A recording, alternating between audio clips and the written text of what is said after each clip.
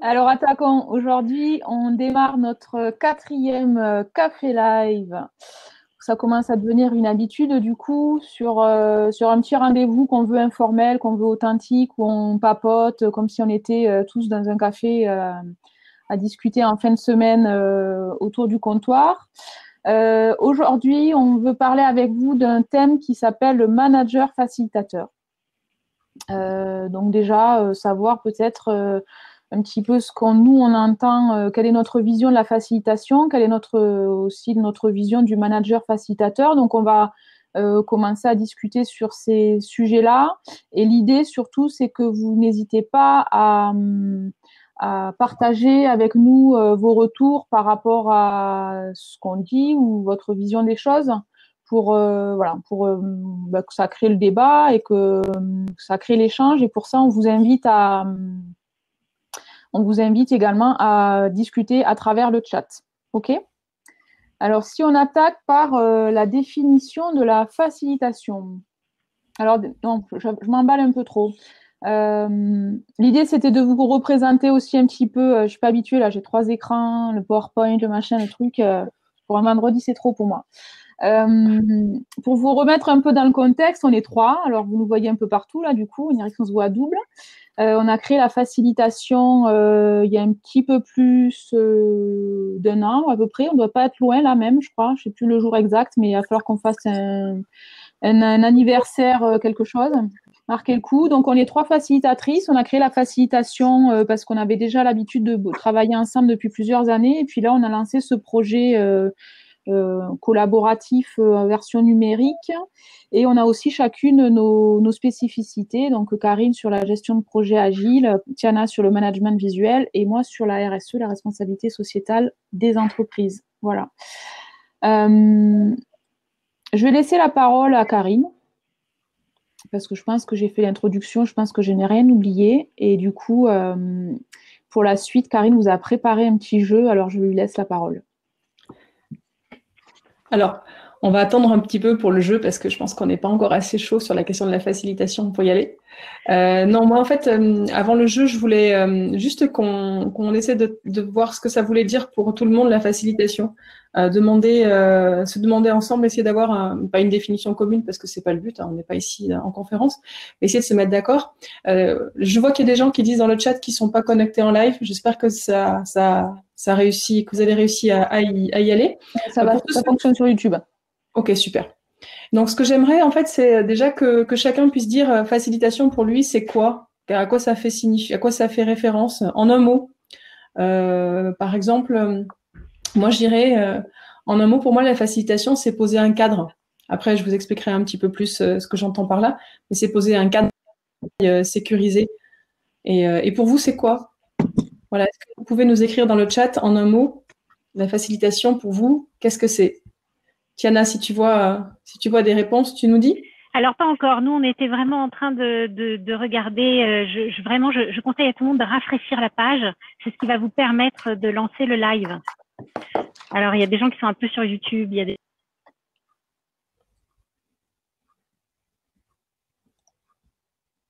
Ah, je crois qu'on a perdu Tiana. Oui, on a perdu Tiana. Du coup, le temps que Tiana nous revienne parmi nous et quel est le temps de partager un peu vos réponses sur le chat, moi, je vais embrayer avec ce que disait Karine qui a partagé sa vision de la facilitation. Vous partagez la mienne et puis que ça nous laisse le temps de voir vos réponses dans le chat. Alors, pour moi, la facilitation, ça fait vraiment écho à l'intelligence collective.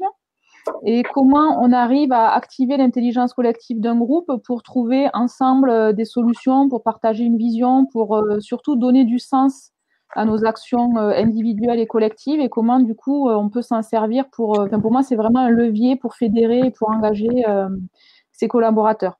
Voilà, ça c'est ma version de la facilitation qui complète aussi bien entendu celle de Karine. Ouais, moi si je peux revenir un peu du coup, puisque comme on a le problème technique avec le chat, on n'a pas encore les messages de tout le monde.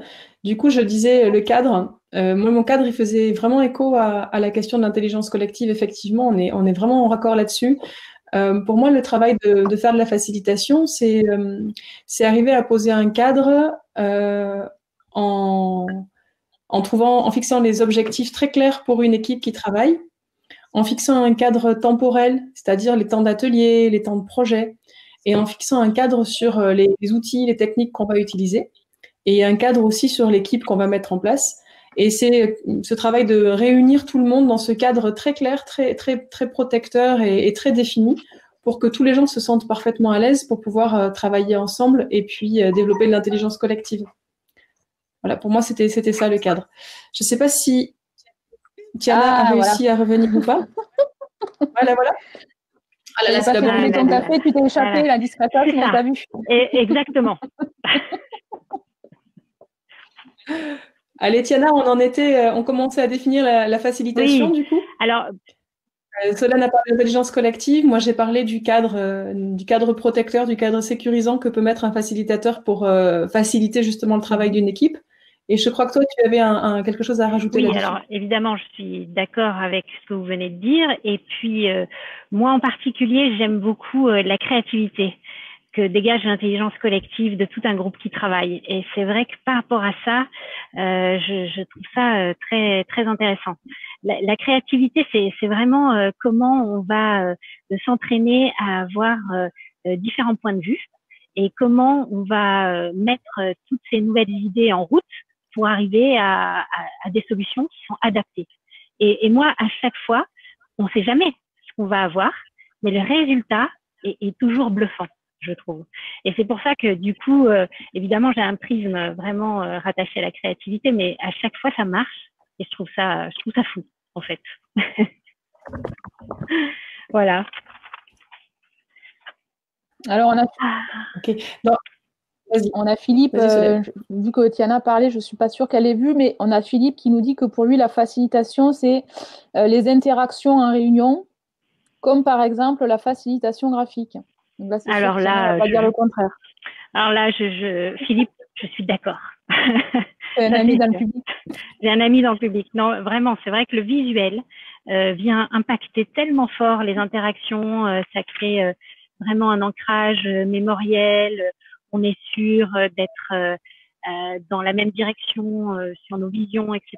Donc oui, évidemment, le visuel et la facilitation graphique, c'est vraiment parfait comme binôme avec la facilitation tout court.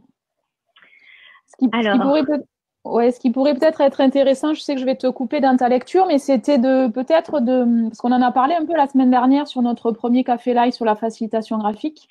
Donc, quand je dis premier, je vais faire l'aparté de dire que du coup, ça sous-entend qu'il y en aura un deuxième. Et ça, c'est du teasing pour tout à l'heure.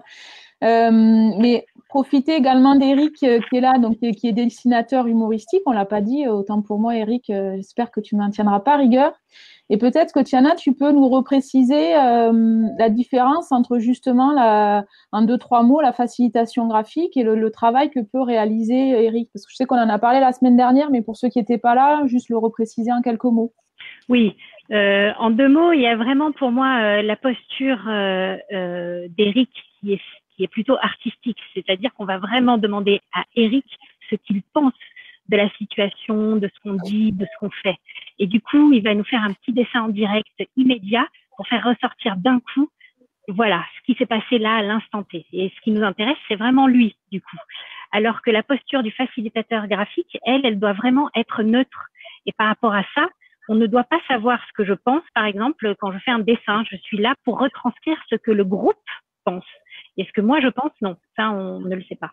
Donc pour moi, c'est vraiment effectivement 2 postures très différentes et c'est pour ça qu'on peut intervenir tous les deux sur une même mission, dans une même situation autour d'un groupe et qu'on ne produira pas du tout la même chose. Mm-hmm. Mais tu peux nous dire, Eric, hein, si tu es OK avec ça. Ah, je vois un dessin. Alors moi, je le vois à l'envers. Oui, moi aussi. Ouais. Génial. Ouais, c'est parfait. Voilà, j'ai fait mon cadre et après, on met quoi dedans? Oui, c'est ça. Alors, c'est vraiment une des définitions pour nous de la facilitation.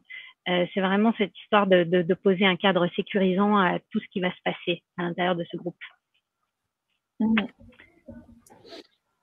Et là où ce que tu disais Et juste, je te laisse Eric après. Ce qui est intéressant, c'est quand tu dis que la posture du facilitateur, on va parler après du manager facilitateur du coup, elle est plutôt neutre. Hein. Elle est plutôt justement sur l'entourage, sur la préparation, sur l'accompagnement. Mais tu disais quand tu fais de la facilitation graphique, tu donnes pas ton avis sur les choses. Tu interprètes pas, tu traduis pas. Et c'est là que pour nous, quand on va parler du manager, ça va être intéressant parce que c'est aussi quelque chose qui va impacter profondément, à mon avis, son métier et puis ses habitudes. Vas-y, Eric, si tu veux, je te laisse la parole. Non, c'est pas la peine, je la prends. Ouais, je sais, j'ai l'habitude. Je te la donne. Oui. Plus que, enfin moi, je dirais que c'est un peu artistique et c'est beaucoup humoristique. C'est-à-dire que moi, si je fais un beau dessin, c'est mieux, mais c'est d'abord ce que je vais raconter et c'est mon point de vue, qui est un regard décalé forcément, qui est là d'abord pour amuser et donc ça fait des coupures, ça fait des micro-coupures dans un truc sérieux et ça permet de se reconcentrer beaucoup plus facilement après sur les choses sérieuses. Et puis, si ce regard décalé peut amener autre chose que simplement de l'humour et de la bonne ambiance et de la joie, si ça peut amener en même temps un regard sur le comportement des gens, sur ce qu'on fait, etc., c'est du bonus. Donc, c'est vrai que moi, par contre, c'est mon point de vue. Et humoristique, enfin, l'humour a la même racine que le mot humus, que le mot humanité, humilité. Donc, on est vraiment d'abord dans une expression complètement humaine, quoi, et libre. Et moi, je suis un bouffon. Donc, je le fais comme ça tout le temps. Voilà. Ok. J'ai parlé. Alors, je vais me permettre Je sais que Tana, tu gères le chat, mais je sais qu'il y en a qui ont quelques difficultés à jongler entre notre YouTube et notre chat ici. Donc, ça y est, j'ai accès aussi aux échanges sur YouTube. Donc, avant que tu partages ceux du chat, je propose qu'on redescende ceux de YouTube. Donc, on a certaines définitions de la facilitation. Pour Céline, par exemple, ça veut dire orchestrer. Pour Salim, c'est lié à la représentation visuelle. Pour Maud, c'est de la collaboration. Pour Sébastien, ça veut dire coordonner. Pour Cindy, c'est un cadre avec un contenu co-construit. Didier qui nous interpelle à savoir si on parle de facilitation ou de facilitation graphique. Ensuite, pour Céline, toujours, ça veut dire aussi stimuler, ça veut dire fluidifier. Pour Stéphanie, ça veut dire co-créer, guider, accompagner avec bienveillance, avec des objectifs communs. Pour Maud, ça veut dire accompagner et réguler. Voilà un petit peu les retours qu'on a sur notre chat YouTube, si tu veux partager ce qu'on a sur notre chat LearnyBox. Oui, on a Thomas qui nous dit que faciliter égale collaborer, fédérer, faire participer, l'intelligence collective, la créativité, l'innovation. Donc, on est OK avec tout ça. Fabien, libérer la parole, faire émerger des idées, même pour les plus timides, c'est vrai. Ça, c'est bien de le faire remarquer. Pour reposer aussi des questions candides, pour faire tomber les préjugés. Donc, c'est vrai aussi. Et pour répondre à la question, est-ce qu'on parle de facilitation ou est-ce qu'on parle de facilitation graphique? Alors, c'est vrai qu'on l'avait développé dans notre dernier café live, mais pour nous, ça va absolument ensemble. C'est vraiment, pour nous, le visuel, il fait partie intégrante de nos accompagnements et on va vraiment se servir de ça en permanence. Alors oui, c'est une spécialité que j'ai développée d'ailleurs et que j'aime beaucoup, mais en ce qui nous concerne toutes les trois, on utilise vraiment le visuel en permanence du début jusqu'à la fin. Donc c'est vrai que pour nous, c'est étroitement lié. J'ai dit. Ok. Ah oui, j'ai dit. Le code pour dire que tu as terminé de parler. Ok, on a fait un joli tour là. Hein. C'est vrai que poser le cadre, utiliser des outils comme du coup le visuel par exemple, ou alors des outils de réflexion, des outils de brainstorming, parfois des outils numériques. Hein. on a testé depuis le début du confinement pas mal de choses pour faciliter à distance. Donc c'est vrai que tout ça, ça fait partie vraiment de la boîte à outils, de la posture, des techniques que le facilitateur qu'on utilise dans un contexte de facilitation en général. Toutes ces histoires de collaboration et d'intelligence collective, elles sont au cœur. Alors on pourrait essayer maintenant de se dire comment nos managers pourraient utiliser tout ça. Comment nos managers pourraient utiliser cette intelligence collective, etc. Solène, je crois que c'est toi qui as les mains sur le... Je suis en train. Tu es en train? Tu as les mains sur le PowerPoint?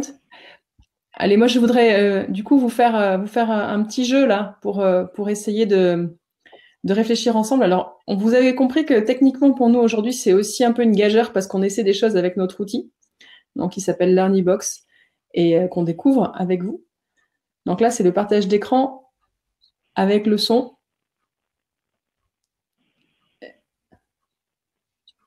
Tu me dis, Solène, quand tu l'auras? Mais tu le vois pas? Non, je vois pas les slides qui défilent. Alors, moi, je le vois. C'est dommage parce que la slide suivante, elle est quand même... Voilà. En fait, j'attendais que tu me dises que tu vois l'écran pour me dire clic, vas-y, faut passer. D'accord. Ah, alors Ok, attends, ok. on a Donc comment on dit, un intermède Ouais. humoristique. Ouais. Merci de vous être exprimé, mais il y a trop de mots. Madame Tiana va nous donner le seul vrai mot. Mince. Là, ça m'échappe, là. Non, mais moi, Tiana, non, le mot mais moi aussi, je dis rien, mais je fais des dessins. Bon, est-ce que je nous remets le jeu de Karine, là, quand même? Elle nous a préparé un petit jeu. Ouais, allez. Parce que là, on a vu quand même, on a vu Jean-Pierre, alors continuez, quoi. Allez, je vous propose de réfléchir pas de réfléchir, d'ailleurs, de répondre à des questions aujourd'hui pour essayer de voir en quoi la facilitation, elle peut aider le manager. Alors, c'est dommage, il y avait le son, mais bon, la prochaine fois, on essaiera de... Tu peux cliquer sur la petite icône de son en haut à gauche, peut-être? PDF, Karine. Non. Allez. Alors, voilà ma question. Enfin, la question de Jean-Pierre, en fait, aujourd'hui. Quel est, selon vous, le pourcentage des salariés en France qui sont activement désengagés dans leur travail? Alors, vous comprendrez après pourquoi je vous pose ces questions quand on parle de facilitation. On y va. Vous nous donnez les infos dans le chat? Je vous laisse une minute. Enfin, pas une minute, quelques secondes. Donc, le pourcentage de salariés en France qui sont activement désengagés, ça veut dire qu'ils vont faire en sorte pratiquement de nuire ou de faire le minimum possible pour leur travail. Est-ce qu'on a des réponses, Tiana? Pas encore. Je regarde aussi sur YouTube. Voilà, c'est ce que j'allais dire. On a Stéphanie qui nous dit réponse A. À faire le roulement de tambour. A. 25% seraient activement désengagés. 40% nous disent ça fait un quart quand même. Qui nous dit C, Céline, Maud qui nous disent A, Maud qui nous aussi 25%, ouais, un quart. Nathalie qui nous dit A aussi. Donc ouais. Je dirais que vous êtes assez pessimiste. Hein, ouais. Bah tu peux passer. Grégoire, Aurélia, vas-y, passe la réponse. Pour D, pour 44%. Thomas aussi. Oh non, là quand même. Ouais. C'est assez partagé. 44%, ce serait. C'est assez partagé. Ouais. Allez, bah vas-y, on y va pour la réponse. Je vais pas chanter la chanson de. C'est dommage. Chanter la chanson de Jean-Pierre. Parce que j'ai trouvé que tu faisais ça bien. Ça m'aurait bien dit, ouais. Ah ouais, c'était 25%. Effectivement, c'est une étude Gallup qui montre ça, une étude qui a fait grand bruit en 2017, qui nous montre que 25%, donc un quart, sont complètement désengagés. Ils sont frustrés et ils véhiculent leur démotivation. Voilà, ils sapent les accomplissements de leurs collègues engagés. Et d'ailleurs, la deuxième question, pour voir si vous allez gagner le million du café live de la facilitation, c'est ils sont combien leurs collègues engagés, justement? Tu nous passes le slide suivant.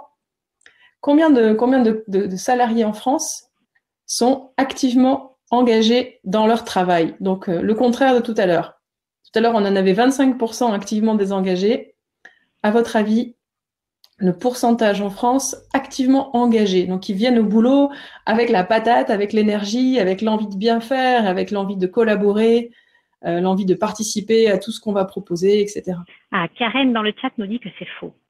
Alors, qu'est-ce qui est faux? Explique-nous tout. On va lui donner la parole après.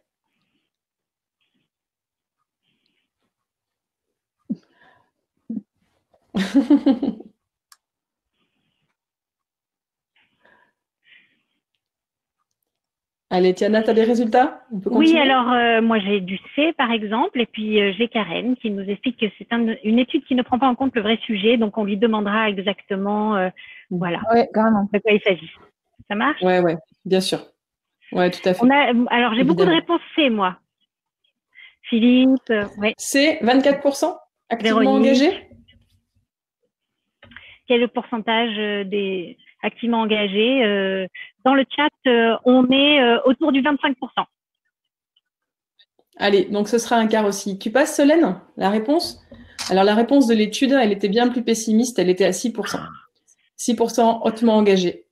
Alors, effectivement, c'est une étude ce sera avec plaisir, Karen, que je te laisse la parole après. C'est une étude qui a été critiquée sur sa méthode, sur les questions qui ont été posées, sur la manière dont la méthodologie a été déroulée.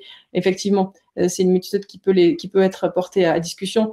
Mais quand même, on a des choses qui nous montrent qu'il y a un décalage aujourd'hui entre ce que les collaborateurs attendent et ce que les managers font ou aimeraient faire, etc. J'avais une troisième question, si tu peux la passer, Solène, avec le jeu qui veut gagner des millions, c'était quelle est la compétence la plus mobilisée par les managers, donc ce que les managers disent faire le plus dans leur travail, et celle qui est la plus valorisée par leurs collaborateurs. Il y a une concordance ici. Est-ce que c'est A, organiser, planifier? Est-ce que c'est B, faire des choix et prioriser? Est-ce que c'est C, être à l'écoute? Ou est-ce que c'est D, responsabiliser? La compétence que les managers disent mobiliser le plus et qui est la plus valorisée par leurs collaborateurs. Je crois que je vais changer de boulot, je vais devenir présentatrice de jeu. Oui, c'est vraiment. Ouais, hein, à fond. Tu fais ça très bien. Ouais, je te remercie. Allez, est-ce que vous avez des réponses? La A, la B, la C, la D? Alors, le chat, il est Moi, un j'ai peu pas long. encore de réponse sur YouTube. Voilà. Ça met du temps à remonter les réponses et ça arrive après d'un coup. Voilà. Moi, on est plutôt sur B dans le chat. Faire des choix et prioriser. Ah, moi, j'ai B, j'ai C aussi, être à l'écoute. Ok. Je dévoile la réponse? Oui. Ouais, tu peux dévoiler la Allez. réponse, bien sûr. Et c'est être à l'écoute. C'est être à l'écoute, c'est la réponse C. Et là, c'est une autre étude qui a été publiée par l'APEC l'année dernière, qui montre donc les compétences qui sont mobilisées par les cadres managers et celles qui sont valorisées du coup par les non-managers. Et vous voyez sur l'image, on a une adéquation entre l'écoute.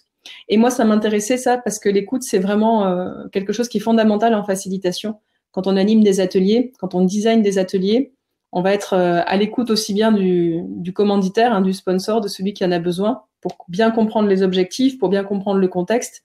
Puis on va être à l'écoute pendant tout l'atelier pour laisser parler les gens, pour entendre ce qui se passe, pour comprendre ce qui ne se passe pas et ce qui pourrait se passer, etc. Et ensuite, voilà, sur l'image, vous avez organisé, planifié en deuxième. Et en troisième, pour les managers, ce qui vient, c'est faire des choix priorisés. Et pour les non-managers, c'est fédérer. Donc là, on a aussi quelque chose qui est important en facilitation. Voilà. Ce que je vous propose, c'est d'avancer un petit peu là-dessus et d'essayer de réfléchir à partir de ça à notre manager. Parce que là, vous avez vu dans les images que je viens de vous donner, puis les chiffres des études, on a des choses qui sont intéressantes. On a un métier de manager aujourd'hui qui, d'après ce qu'on peut voir, est tiraillé entre plein d'exigences en fait. C'est que le manager doit porter plein de casquettes. Ça doit être le chef qui va donner des procédures, donner des objectifs. C'est le cadre qui va fixer des règles. Il a aussi une fonction de leader, il doit donner la vision, il doit motiver. Parfois, on lui demande d'être coach pour aller aider à faire monter en compétences et à développer tous les collaborateurs. Et puis, il est aussi intrapreneur parce que il faut qu'il innove, il faut qu'il fasse preuve de créativité, comme tu disais, Tiana, tout à l'heure sur la facilitation. La créativité, c'est important aussi pour les managers aujourd'hui. Et donc, plein de casquettes pour nos managers et puis plein d'appellations aussi qu'on voit émerger depuis, je dirais, même le début des années 70. Avec, alors je les ai écrits sur mes petites notes parce qu'il y en avait plein. Il y a le manager minute, il y a le manager coach, il y a le servant manager, il y a le manager qui fait du host leadership, il y a le manager agile. Voilà. Et là, aujourd'hui, on vient rajouter une autre avec le manager facilitateur. Alors, est-ce que c'est pas beaucoup de casquettes? Est-ce que c'est pas beaucoup d'exigences en fait pour un métier qui est déjà bien difficile au quotidien? Voilà, et j'aimerais bien qu'on arrive à définir ensemble, avant d'aller plus loin, voilà, le manager facilitateur, en fait, par rapport au manager minute, au servant manager, au coach agile. Pour vous, ça veut dire quoi, en fait, être manager et facilitateur? Qu'est-ce qui changerait vraiment là-dedans? Peut-être les filles, vous avez déjà une idée, le temps que tout le monde écrive dans le chat, que nous, on puisse donner quelques pistes, et puis après, on verra les réponses de tous les autres. Moi, si on me posait la question, enfin, du moins la réponse que j'apporterais, c'est que pour moi, le manager facilitateur, c'est un manager avant tout qui va s'inspirer de la facilitation, de son approche, de sa philosophie, de ses postures, de ses outils, pour donner plus d'ampleur à son rôle de manager. Il va étoffer en fait ces compétences-là, mais pour autant, il n'a pas vocation à devenir facilitateur. Il va rester avant tout manager.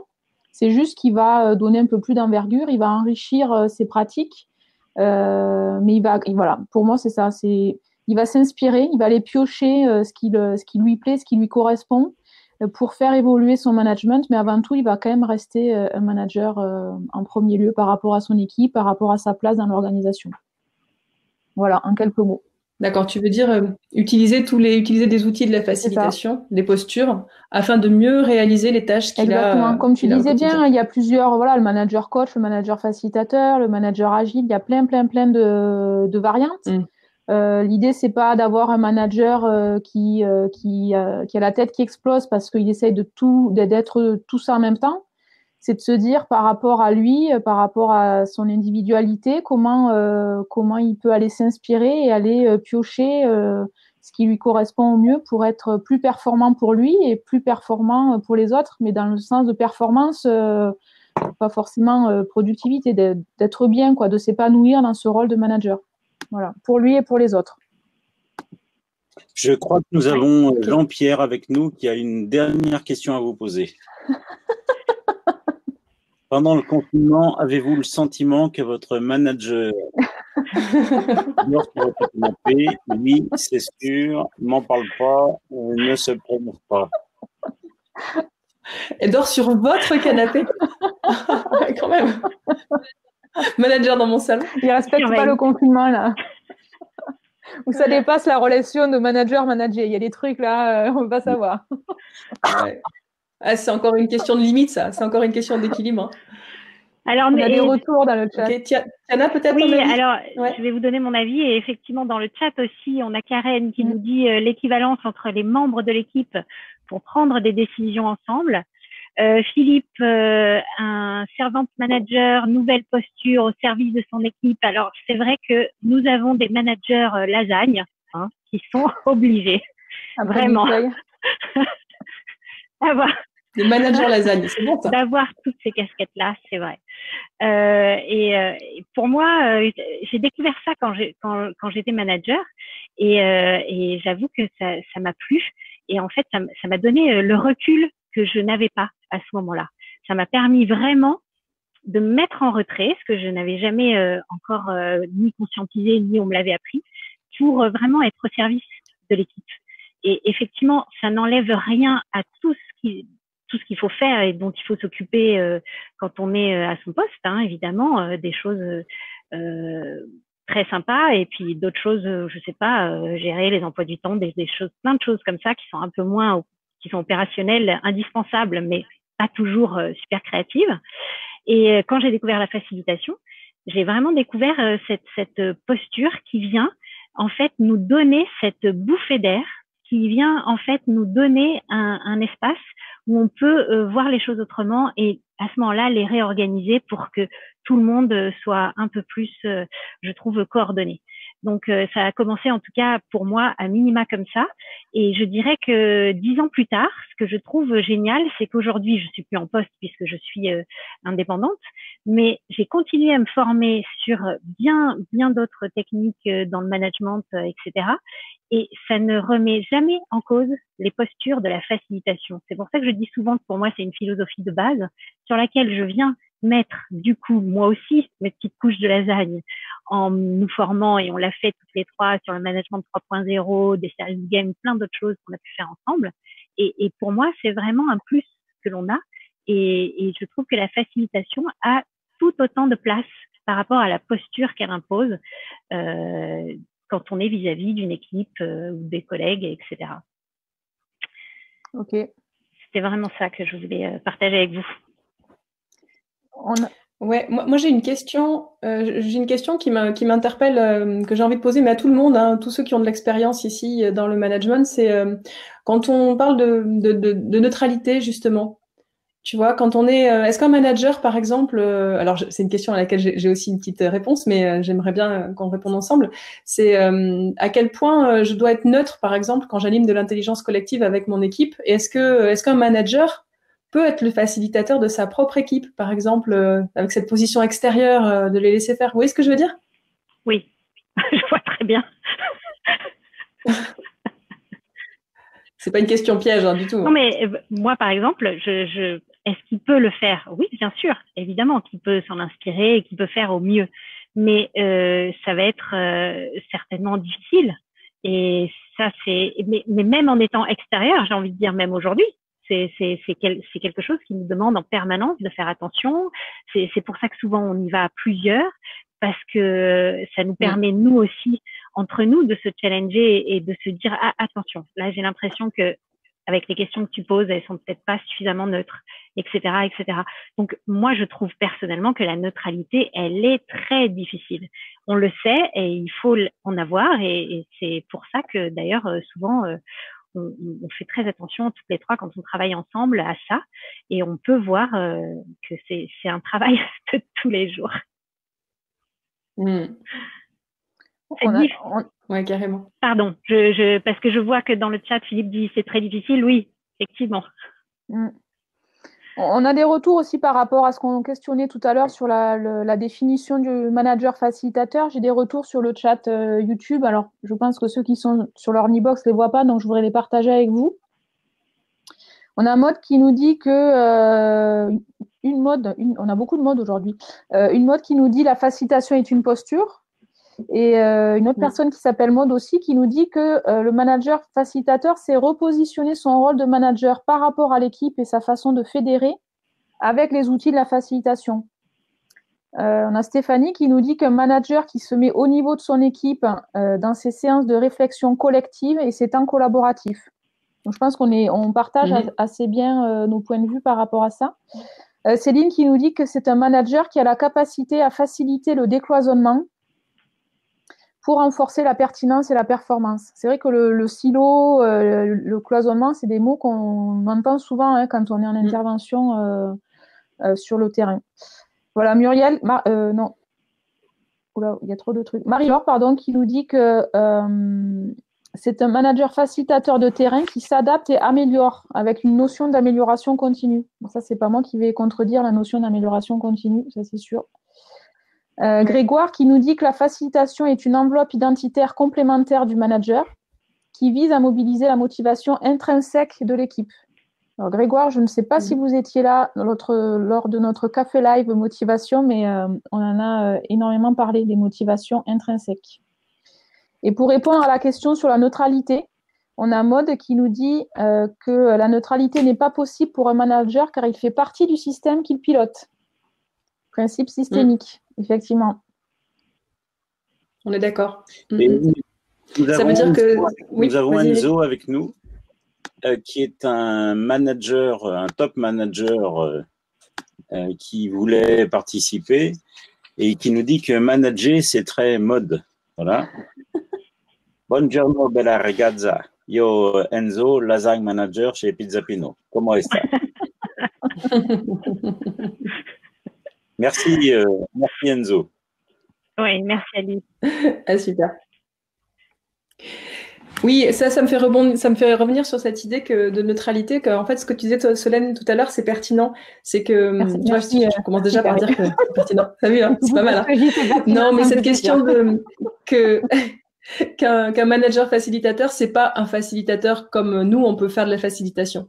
Qu'il y a d'autres choses à prendre en compte et c'est une posture qui vient implémenter, qui vient compléter tout le reste en fait. Ça vient pas annuler pour devenir entièrement différent parce que je sais pas, c'est Marie-Laure qui disait ça ou Anne-Laure, je sais plus. par rapport à la question de Marie-Laure. Hein. C'est vrai que le manager, il fait partie de l'équipe, il fait partie du système. Donc, forcément, il n'est pas neutre, il est impacté, il fait partie de son équipe. Donc, nous, ce qu'on conseille souvent, effectivement, c'est de partir à deux, ou de travailler sur des sujets avec d'autres équipes, par exemple. Hein. On a vu des managers facilitateurs volants, parfois, qui allaient conseiller d'autres équipes, d'autres services en transversalité dans les directions, ce qui permet de développer ses pratiques en tant que manager facilitateur, pas forcément en relation directe tout de suite avec son équipe avec laquelle on a des implications fortes. Là, ça peut être mobilisé comme ça.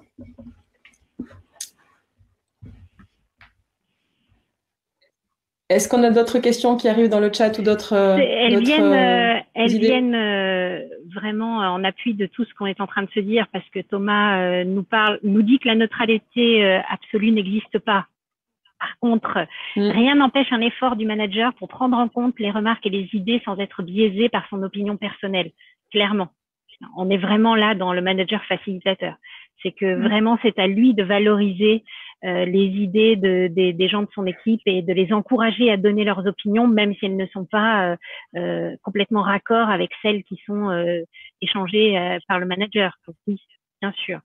Et Grégoire qui dit qu'il n'y a pas de neutralité, c'est juste une posture de décentrage que le manager doit avoir, sous-entendu son cadre de référence. Et Thomas qui nous rappelle que l'équité managériale, c'est très difficile aussi. C'est vrai. On est clairement dans quelque chose et on le voit bien. Alors, effectivement, quand on est quand même facilitateur extérieur, c'est plus simple de mettre en place tout ça. Mais même pour nous, ça reste un travail et un effort que l'on doit faire à chaque fois. C'est vraiment une... Et d'ailleurs, si on passait d'un point de vue opérationnel, là, si on avait des postures, des outils, des techniques, on n'a pas été dans le détail parce qu'on n'a pas le temps et puis c'est pas l'objet de ce café live, mais si on devait choisir des mots-clés pour les postures, les outils ou les techniques du facilitateur qu'on pourrait mettre dans la boîte à outils du manager facilitateur là tout de suite, vous mettriez quoi? Alors là, c'est une question pour nous. C'est une question pour tout le monde. Hein. Moi, j'y mettrais la posture basse, par exemple. J'y mettrais la posture basse, hein, cette question de se mettre au niveau horizontalité comme tout le monde, et puis la question de lâcher prise aussi, d'accepter que donc c'est plutôt des dynamiques de posture, hein, posture basse et lâcher prise, accepter que les choses se passent pas forcément comme on a décidé qu'elles se passent, et accepter que les autres fassent des choix qui sont pas les nôtres. Je pense que ça c'est important et que ça bouscule un peu le côté autoritaire avec des gros guillemets, hein, de la posture hiérarchique parfois du manager qui peut avoir le dernier mot et qui peut décider et qui peut orienter. Donc lâcher prise et posture basse. Moi, je mettrais ces deux idées-là dans la besace du manager facilitateur. Moi, dans la besace, je rajouterais la première chose qui m'est venue, c'est déjà parce que ça, c'est un retour terrain qu'on vit, qu'on n'a pas vécu depuis le confinement, mais j'espère que ça va revenir. Mais qui revient très souvent quand on est en présentiel avec des équipes. C'est déjà d'être clair par rapport au postulat dès le départ. Est-ce qu'on est sur du descendant? Est-ce qu'on est sur du participatif? Est-ce qu'on est sur du collaboratif? Et ça, pour moi, c'est déjà une première question qui clarifie énormément de choses, aussi bien du point de vue du collaborateur qui participe que du point de vue du manager. Voilà, quel est son niveau de décision au final? Et souvent, on se rend compte que c'est très clairement une étape qui n'est pas claire ou qui n'est pas faite et qui est sujet du coup à mauvaise interprétation ou à clivage ou à contestation, etc., etc. Et donc moi, je dirais la première chose que je mettrais dans la besace avec ce que tu dis, Karine, c'est de se dire, quand je fais une séance collective, je pose déjà de fait en introduction si on est sur du participatif ou du collaboratif, et du coup que les choses soient claires dès le départ. Je pense que ça éviterait un nombre de déconvenus, on va dire ça comme ça. Carrément, je complète ce que tu dis avec la référence qu'on utilise souvent, le livre de Vincent Lennart. Je l'ai là. Le manager hybride. Ouais, tu l'as là. Le manager hybride qui. On mettra les références dans les dessous là, dans le replay. Ouais. Où justement il présente les différentes postures autoritaires, participatives, collaboratives, et puis je crois qu'il y a l'entreprise libérée en dernier, hein, où avec un curseur qu'on peut faire varier en fonction des situations et des objectifs. C'est vrai que ça, c'est super intéressant. Oui. Tiana, tes outils?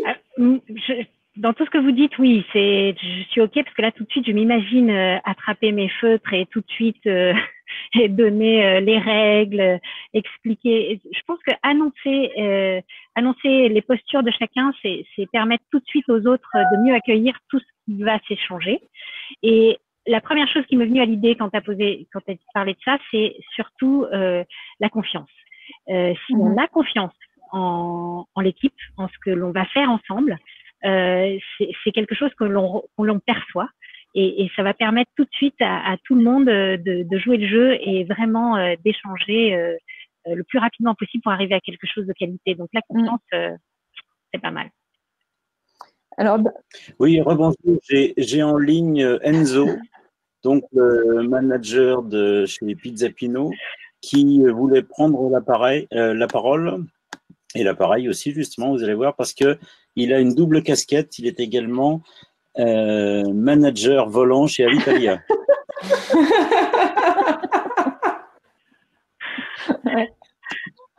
Buongiorno. Ok.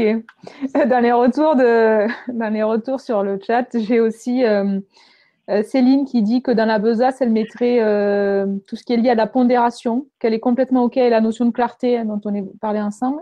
Et Marie-Laure, qui elle, mettrait l'écoute positive. C'est vrai que c'est hyper important. Mais on a vu avec l'étude APEC que c'était ce qui faisait consensus en fait entre les managers et leurs collaborateurs, hein, la notion d'écoute. S'écouter. Et Fabien dans le chat résume bien avec le couteau suisse. Hein. Ça, je pense que c'est clair. Et Philippe nous parle du mouton à 10 pattes. C'est vrai. On lui en demande beaucoup quand même. Ouais.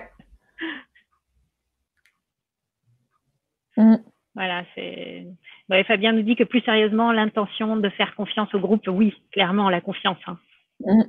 Et Shiva nous parle de bienveillance. C'est vrai que c'est un mot aussi qu'on entend beaucoup, mais qui est important.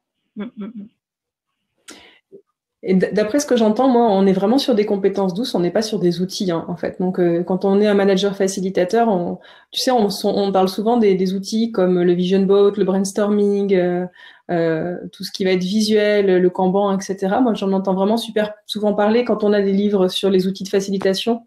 On a sur notre site des choses pour aller chercher plein d'outils. Et je trouve qu'on commence souvent par ça, alors que là, dans tout ce qu'on vient de dire, en fait, il n'y en a pas eu un seul, hein, d'après ce que j'ai entendu. Parce que posture basse, confiance, on a dit aussi clarifier les objectifs et l'intention et tout ça. On est vraiment sur de l'attitude, bienveillance, etc. On est sur de l'attitude. Donc ça s'apprend pas dans les écoles de managers, tout ça. Non, mais d'ailleurs, je sais que quand moi, par exemple, j'ai fait l'effort de me rappeler quel était le premier manager qui m'avait marqué, moi, personnellement. Et en fait, j'ai trouvé ça génial parce que je me suis rappelé de son nom. Il s'appelle Christian Matingou, si tu nous écoutes. Premier manager. C'est une déclaration d'amour de collaboratrice. Bien managée. Qu'on le retrouve, Christian. Avant les années 2000, et à ce moment-là, j'étais chez Decathlon. Et ça m'a marqué parce qu'il avait cette capacité à vraiment aller chercher les points forts de chaque personne dans son équipe pour aller atteindre les objectifs. Et ça m'a marqué parce que c'était la première fois que j'entendais, je voyais quelqu'un être comme ça, nous le dire, le faire. Et à ce moment-là, j'étais encore loin d'avoir découvert la facilitation et tout le reste. Mais en tout cas, il a laissé une trace émotionnelle dans ce qui est mon rapport à la hiérarchie, qui est importante parce qu'après, en plus, ça met la barre un peu haut. On n'a pas envie d'être moins bien que ça. C'est pas possible. Donc, je trouvais ça plutôt pas mal. On a le chat aussi, hein, avec Karen qui nous dit définition des rôles, un cadre de sécurité, effectivement, l'inclusion, c'est important.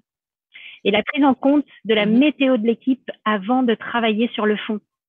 Ça, effectivement, c'est quelque chose de primordial. Et en termes d'outils, heureusement qu'on a quand même Marie-Laure avec nous, qui va faire plaisir à Karine, parce qu'en termes d'outils, elle nous dit le stylo et le post-it. Alors là, il faut qu'on vous raconte pourquoi ça nous fait beaucoup rire. C'est que on a été très marqué il n'y a pas longtemps par des gens qu'on a rencontrés en atelier. Donc, on devait faciliter des ateliers et on est tombé sur une colonie de post-itophobes. Donc, on a découvert la post-itophobie. On n'en peut plus du post-it. On veut plus de post-it. Parce que ça a été probablement mal utilisé, à mauvais escient dans des ateliers peut-être pas très bien, bienveillant pour le coup, intentionnés pas dès de le départ. bienveillance, je pense. Pas très bien intentionné. Ouais. Ok, on arrive quasiment au terme des 3 quarts d'heure qu'on avait fixés. Ce que je vous propose, c'est de poser une dernière question sur la suite en fait, parce que on peut continuer à discuter comme ça les vendredis comme on a prévu. Est-ce que vous avez des sujets qui vous intéressent soit sur le manager facilitateur, parce qu'on peut continuer, on peut approfondir. On pourrait approfondir par exemple la question de la posture, on pourrait approfondir la question des outils. Enfin voilà, ce qui peut intéresser tout le monde. Là, je parle à ceux qui sont à l'écran et à ceux qui sont derrière leur clavier et pas leur stylo et leur post-it. Voilà, quel sujet on pourrait aborder, sachant qu'on a déjà, nous, plusieurs envies. On a envie de... Alors, je ne sais pas si vous avez eu nos amis du Codev. La semaine prochaine, on vous propose déjà de continuer sur l'acte 2 de la facilitation graphique, parce qu'on a compris la semaine dernière qu'on avait créé quelques frustrations parmi notre public chaud et bouillant. Donc, Tiana va nous préparer ça pour la semaine prochaine. Entre-temps... Est-ce que tu peux, Tiana, nous rappeler ce que tu as vu vite fait en une phrase la dernière fois et du coup, l'acte 2, c'est quoi? Dans le premier, on a beaucoup parlé de ce que c'était et on s'est mis au clair sur plein de termes que tout le monde utilise. Et en fait, quand on a terminé les questions et dans la semaine, ce qui nous est parvenu, c'est que vous vouliez surtout, et beaucoup en tout cas, que l'on vous parle de la manière dont nous, on l'utilise au quotidien dans nos accompagnements. Donc, je pense qu'on va faire une phase 2 où on va vous montrer des choses, on va vous expliquer comment on les met en place, ce qu'on fait, etc. Donc, rendez-vous est pris vendredi 17 sur l'acte 2 de la facilitation graphique. Et puis, ça va faire plaisir à Maud. Vendredi 24, donc dans 15 jours, on aura un atelier sur le Codev. Et là, on aura nos amis de Click and Codev qui pourront nous dire je peux pas, j'ai Codev, mais ils auront Codev avec nous. Donc l'idée c'est qu'on puisse discuter sur ce sujet-là. Donc ça sera dans 15 jours. Voilà, les rendez-vous sont pris. Mais après, voilà, si vous avez, on essaie de préparer ça un petit peu à l'avance. Donc si vous avez des idées, n'hésitez pas. Et puis tant qu'on est à parler d'agenda, si vous n'êtes pas déjà inscrit, sachez que mardi prochain, mardi 14 avril, de 14h à 15h, heure de Paris, on fait notre première masterclass justement sur comment dépoussiérer vos pratiques managériales grâce à la facilitation. Et on compte sur vous. Il reste encore quelques places. Il y a déjà beaucoup de gens qui se sont inscrits, mais plus on est de fous, plus on rit. Donc, c'est mardi prochain à 14h.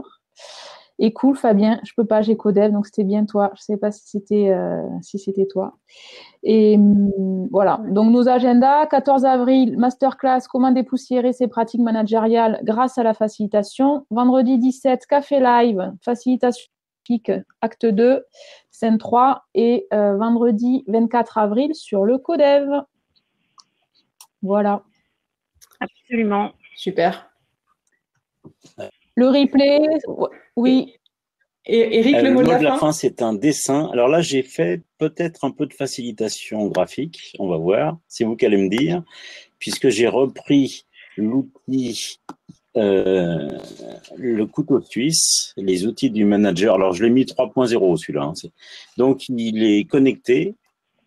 Il a de la convivialité grâce au tire-bouchon. Il est efficace grâce à des outils qui maîtrise très bien et surtout, il a une oreille intégrée, donc il est à l'écoute. Ah, ça se rapproche de la facilitation graphique. Ah, c'est super. On est dans la facilitation de pensée.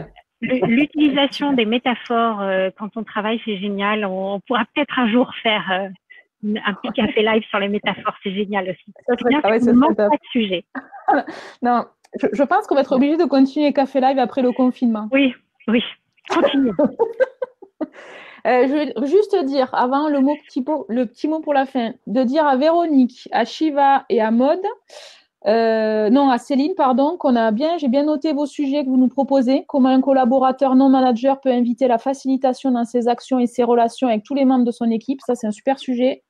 La proposition de Céline qui est d'approfondir la posture de facilitateur et le thème de la gestion de projet collaboratif que nous propose Shiva. Tout ça en note et comme ça, on prépare ça. Et super, merci. Quand vous nous dites merci, ça nous fait plaisir d'avoir vos retours comme ça. Et on peut même préparer, on peut même leur donner la parole avec nous, hein. Si on s'organise un peu, on peut avoir quelqu'un sur les images. Là, en plus, là, on l'a pas fait parce que voilà, on découvre les cafés live aussi en même temps que tout le monde et on se forme un peu à cet outil-là. Mais on a les moyens de vous donner des codes et présenter ça à 4, par exemple, pas à 5 du moins, avec quelqu'un qui serait intéressé par donner son avis, son retour d'expérience. Il suffit qu'on échange quelques mails à l'avance et on peut le faire. Et puis moi, je vous proposerai aussi, on verra quand, mais un petit café live sur la RSE, levier d'innovation managériale, parce que j'y tiens beaucoup et je pense que vu ce qu'on vit, le contexte dans lequel on est aujourd'hui, c'est aussi intéressant qu'on réfléchisse à l'après. Comment on va revenir dans nos organisations et comment la RSE va pouvoir faire évoluer les choses pour pas que ça revienne comme avant. Je pense pas qu'on puisse revivre comme avant. Voilà. Exact. Merci à tous. Ok, super. Merci. Merci d'être fidèles. Si vous avez raté, vous inquiétez pas, il y aura le replay sur notre chaîne YouTube. Donc, si vous voulez rien rater, vous abonnez à la chaîne YouTube. Et puis à la semaine prochaine. À la semaine prochaine. Super. Bye bye. Merci. Merci les filles, merci Eric. Ciao. À bientôt. Bye bye. Ciao.